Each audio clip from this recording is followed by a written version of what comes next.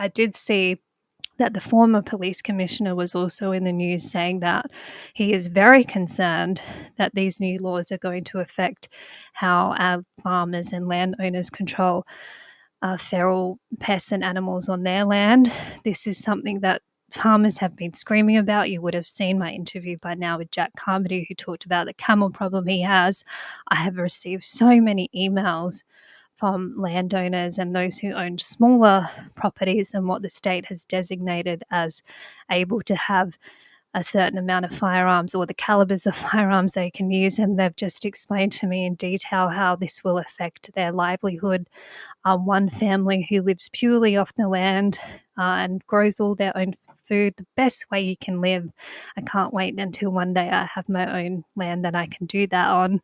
He's just said, how are we going to continue to feed my family if I can't have the correct tools to do this? Because this is the other thing that we as responsible hunters do not want to be using the wrong caliber of firearms on these animals. We are humane and ethical about how we go about harvesting or culling animals. That's something that's been drilled into me since I was a child growing up around this culture. So the position that it's put us in to be able to continue to protect our land and our livelihoods and our farms, the gun laws just don't work.